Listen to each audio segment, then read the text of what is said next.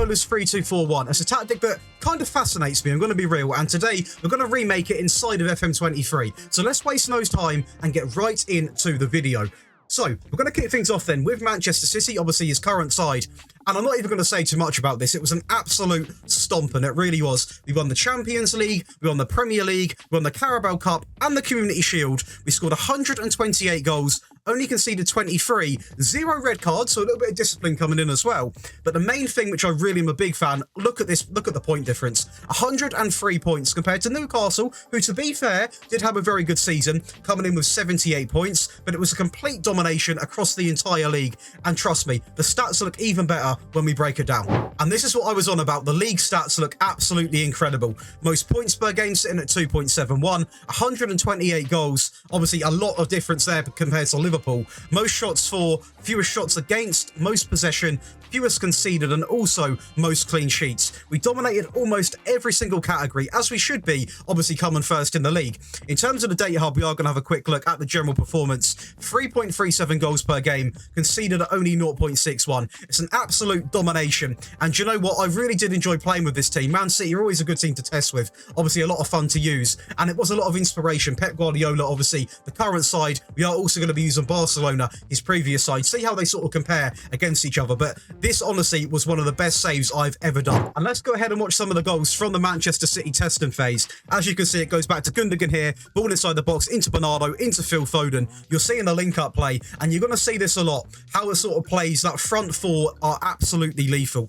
Laporte on the ball here, sort of pushing up into midfield, actually, given all types of space to do so. A little bit more of a direct approach into De Bruyne, the non-selfish De Bruyne, across to Haaland, the goal scorer in this team, and he absolutely loves it. We love to see it. Love a bit of Erling Haaland. We're going to go again here with Stones, into Rodrigo, into Kevin De Bruyne, takes a little touch, into Phil Foden, ball over the top, into Bernardo Silva, who actually hits it first time on the edge of the box. God knows why he's done that, but he's had a crack and it's gone in. Danny Ward should be doing better, though, in my opinion. Gomez here, into Cole Palmer. Nice to see him get a little bit of game time. Into Rodrigo.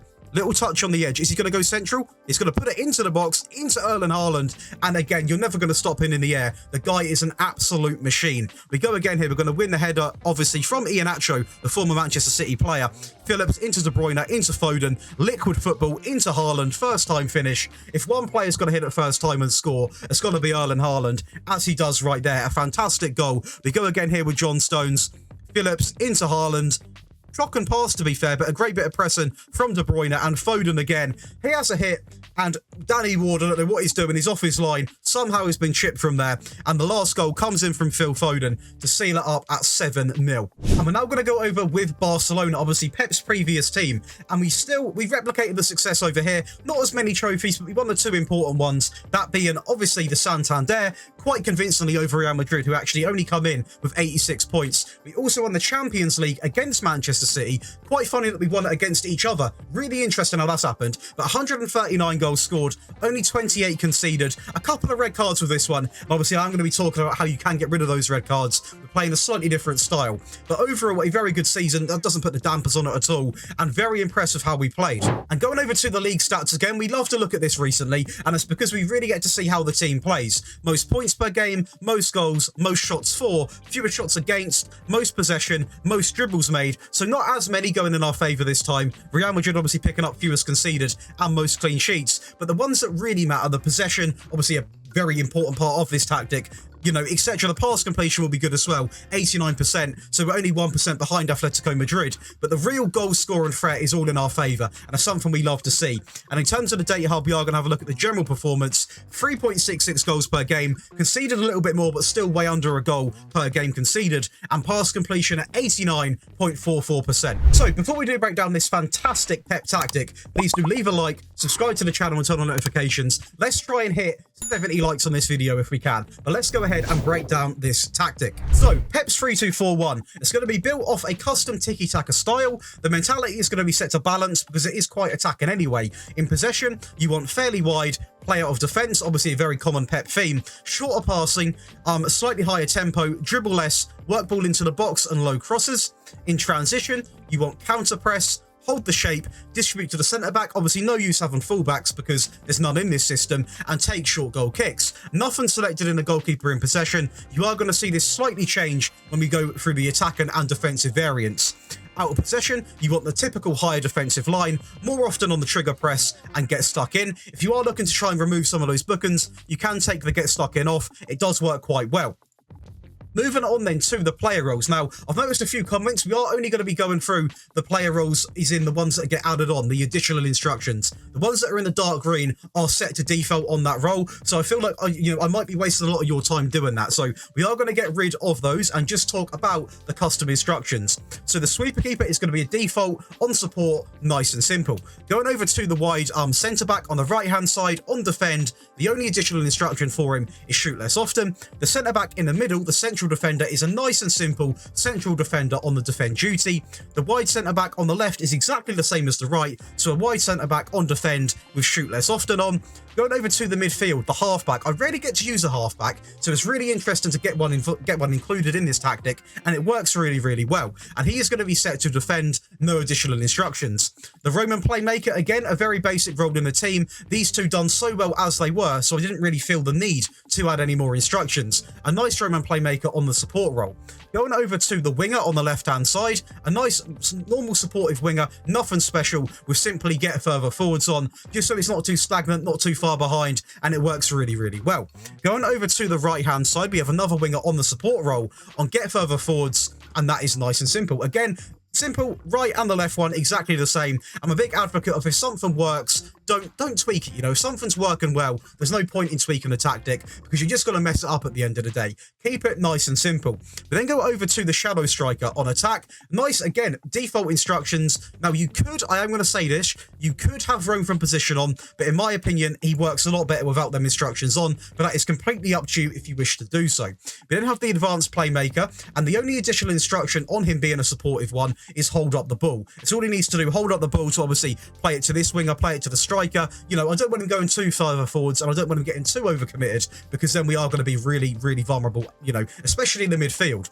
And then to finish it off, we have the advanced forward on attack on simply the default instruction, move into channels. So it is actually quite a basic system in terms of the player roles and the player instructions. Obviously, there are a lot of different roles about, but in terms of the actual instructions, it's quite basic. Now, this is going to vary when we go through the attacking and defensive versions. So we're going to go over right now and talk about the attacking variant. So we're now going to talk through the attacking variant of this tactic, and let's get into it. So we're going to look at some of the changes. So we're going to be seeing it's going to be set to a positive mentality. In possession, it's fairly wide, work ball into the box, play out of defense, shorter, a higher tempo this time, dribble less. In transition, we've got counter press, hold shape, distribute to the centre backs, and take short goal kicks. Out of possession, we've got the higher defensive line still. We've whacked up the trigger press to much more, and also we've kept get stuck in. And again, you can take get stuck in off, and it will remove a lot of the bookends, but it will also affect how intense the sort of press is. And going over to the player roles, you are going to see some various changes. The backline actually stays the same. We are, however, going to have a Roman playmaker exactly the same as well, with the halfback exactly the same.